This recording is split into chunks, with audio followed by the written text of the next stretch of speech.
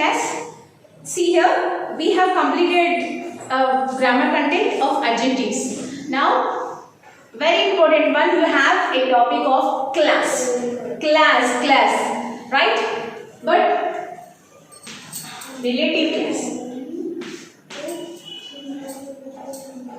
You have relative class.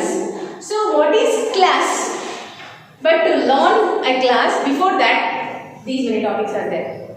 You should learn this, then only you will understand what is a class. Okay, shall we begin now? Before we go to the exercise of 2, page number 57, you have here, students, you have here a 3 exercises are there. There are related to class, you have 3 bits you have. Okay, but before I explain class, you should know this. If you know this, then only I can explain you the class.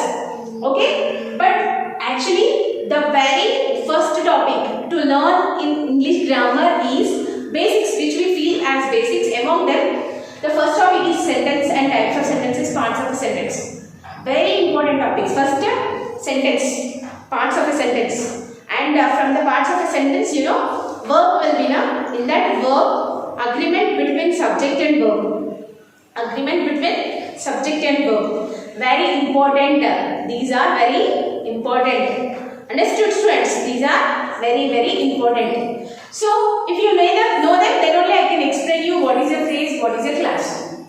Then I can explain you what is a phrase, what is a class. Understood? But first, before you learn that, you should learn this. You should learn this. Shall we begin now? Sentence. A group of words which gives a complete meaning is called a sentence.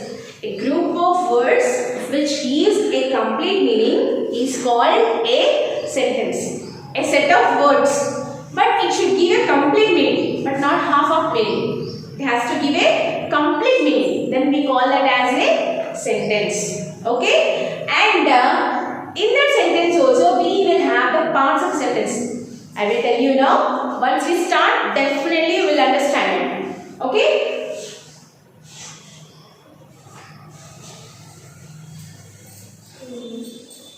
Now see here, sentence I said now. So,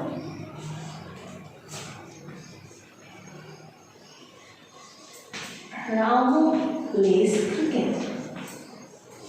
Ramu plays cricket. So, here Ramu is subject, plays is verb, cricket is object.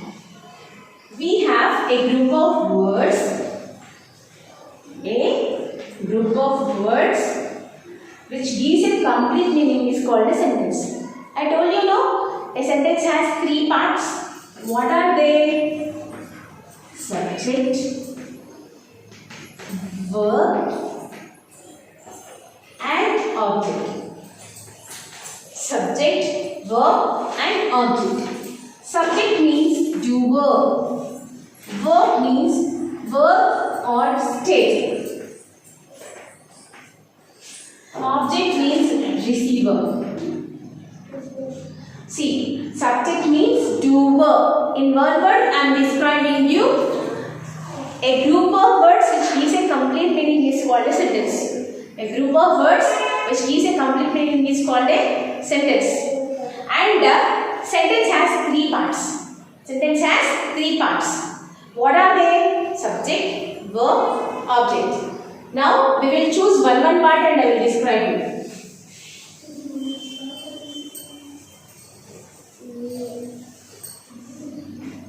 Then first we will take subject. The first part. Then verb. Then object. Okay? We will call doer. Subject means in one word we can say doer. Doer means what? Person or persons. Person or persons. Who is going to do the work? Person or persons who are going to do the work. We call that part as subject. Okay, now we will see here. I am eating. Who is eating? I. So this is subject. I and you are eating. Who are eating?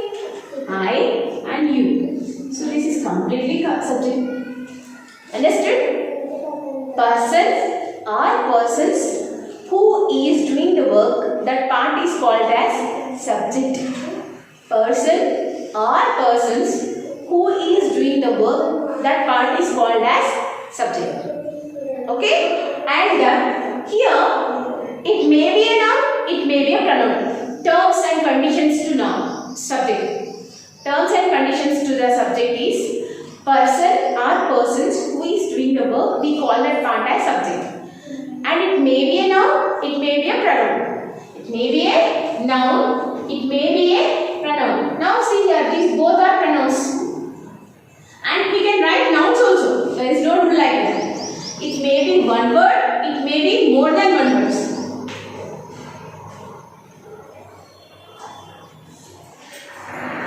Understood? See here, subject means doer. Person or persons who is doing the work, we call it a part as subject. And it may be a noun, it may be a pronoun. It may be one word, it may be more than one words. These are the terms and conditions to noun. Okay? And always every sentence, most of the sentences they begin with subject. Most of the sentences they begin with subject. Understood? So what you have to remember is that you should remember this. And also you should remember the main points. What subject may be a noun, subject may be a pronoun. Subject may be one word, subject may be more than one word. And the very important part of a sentence is verb. You know, it will be like a hurt to a sentence. It will be like a hurt to a sentence. Not only in a part of a sentence, even complete grammar. I feel that complete grammar is dependent on only one part of speech, that is verb. You know, we can't do anything without this. Okay, let's see the importance of verb now. What is that? Verb, it tells us about two things. Work and state. Verb tells us about two things to us. What is that? It is verb and state. If it tells us about verb, we call that as action verb. And if it tells us about the state, we call that as helping verb or auxiliary verb.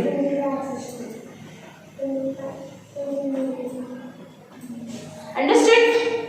If it tells us about verb, we call that as action verb. If it tells us about the state, we call that as helping verb. Now, let's see the examples. She eats an apple. She is a good girl. Two sentences I have written. Who eats an apple? She. Who is a good girl? She. Subject, subject. We got understood subject very easily. Then we should identify the verb. Here I told you, verb tells us about two things to us. Verb and state. If it tells us about verb, we call it as action verb. If it tells us about the state, we call it as helping verb.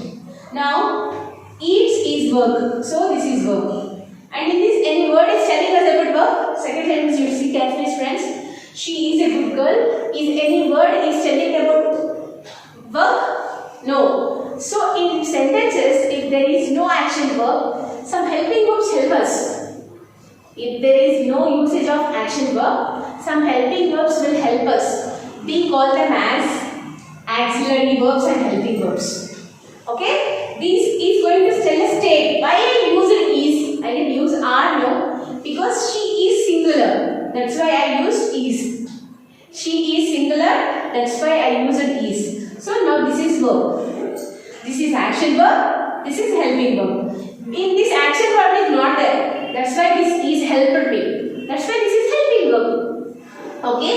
Verb tells us about work and state. If it tells us about verb, we call it as action verb. If it tells us about the state, we call it as helping verb or auxiliary verb. Now in this sentence, eats is there, this is action verb. In this sentence, is there, this is helping verb. This is about verb.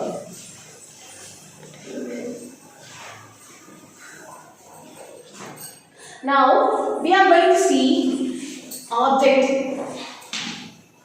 But I did not tell you the terms and conditions to verb, right? See, actually, action verbs, you know, auxiliary verbs also again do that. once again I explain. Auxiliary verbs also again two types.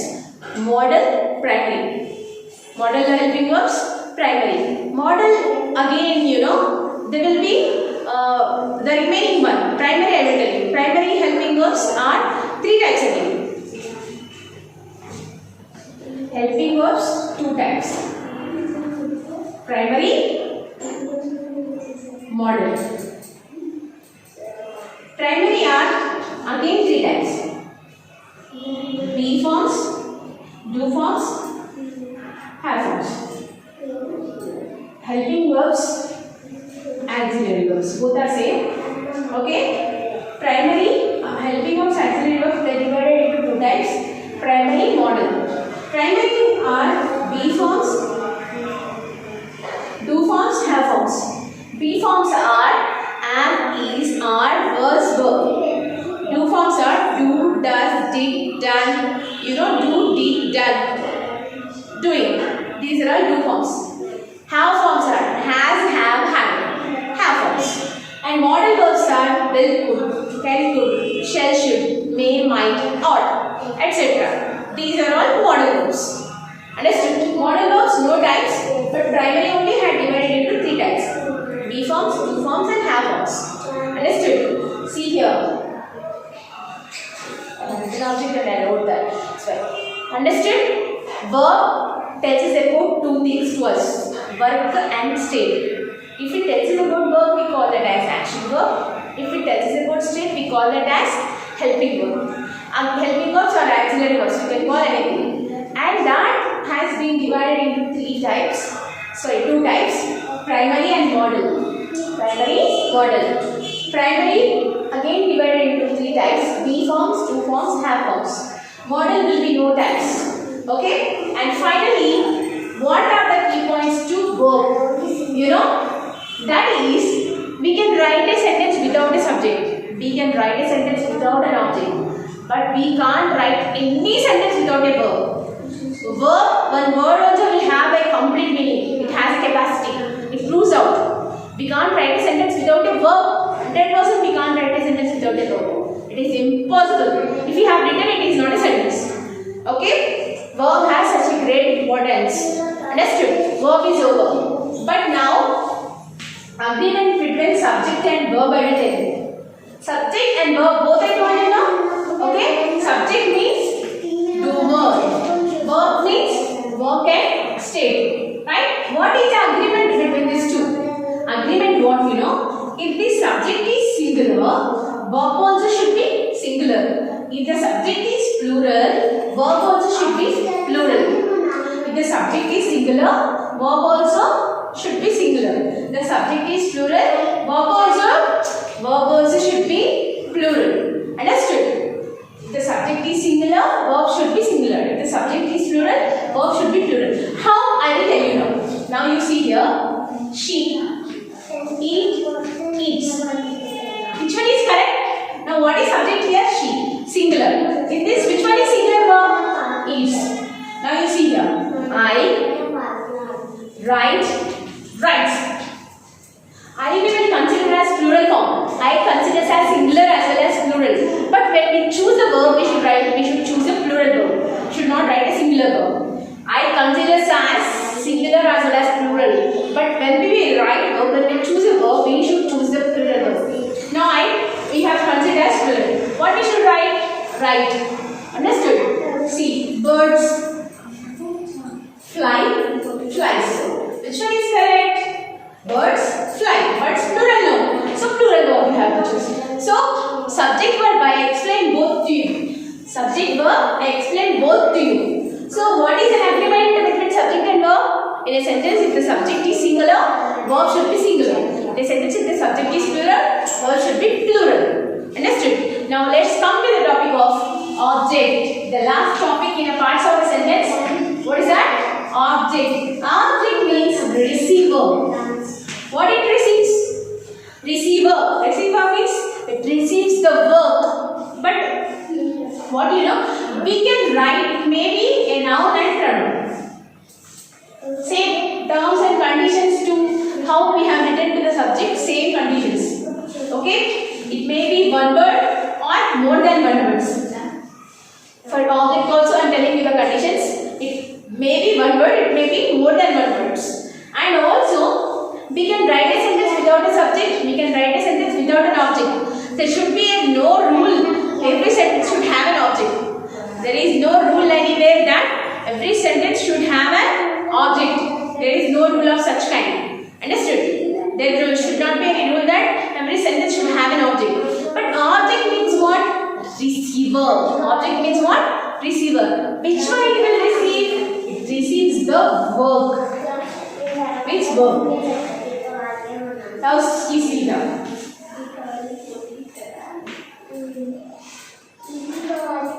Most of the students have an idea. What they feel, what comes in class, that is the object. No. It may be in the middle of the sentence also. She eats an apple every day. What she eats? An apple. So this is object. I will write one more sentence just to feel that whether the sentence has an object or not.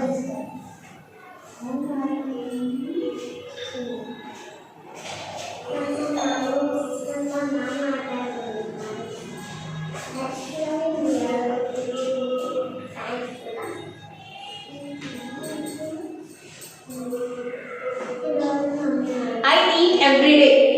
I eat every day. Is the sentence has an object? I eat what? You are getting answer for that. So there is no answer. So in this there is no object.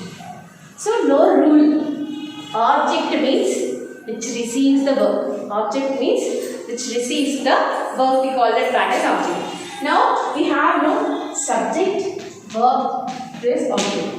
Subject, helping verb, verb plus object. These are the structures to the sentence. These two parts, we call them as predicate, students. Now we are very near to class. After this, we can go to the class now.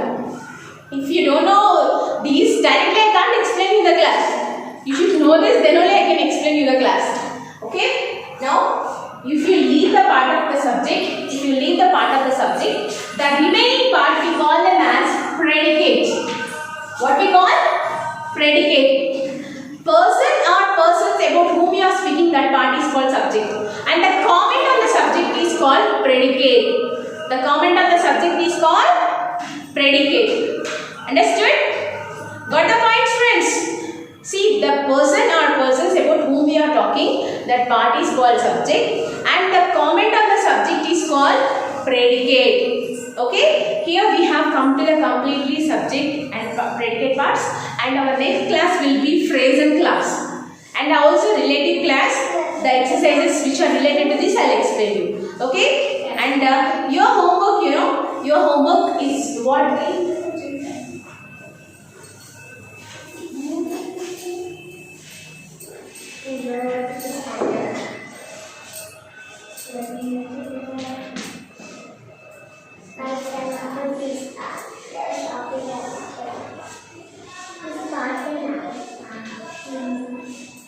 primary model. Primary again.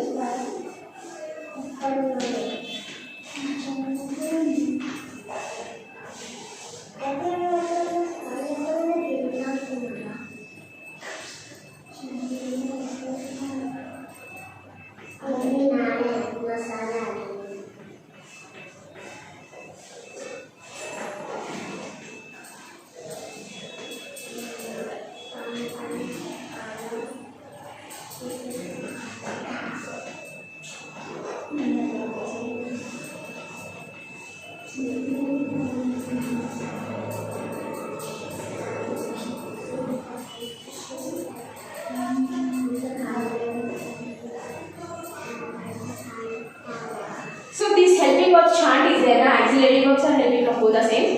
This chart you have to do it in your homework book. You have to have mentioned it. I don't drop. It will be like this. It will be recorded for some time. So these are auxiliary verbs chart. You should write it in your classwork. Right? Auxiliary verbs 2 times in homework book. Should be very thorough. Should be thorough. Then in our next class, phrase, class and relating class. I am going to tell you 3. Okay? The topic which is very important topic. Related to this topic only you have 3 exercises. Just imagine how much important it is. Okay? So our next class will be related to phrase and class, students. Okay? Understood? Now your homework is that auxiliary verbs. These verbs are there now. In homework book you write them. Just am, is, are, buzzword, do, does, did, has, have, had, shall, should, will, would, can, could, may, might, ought, etc. These just helping verbs, if you know them, it will be very good. Okay students, thank you. See you in the next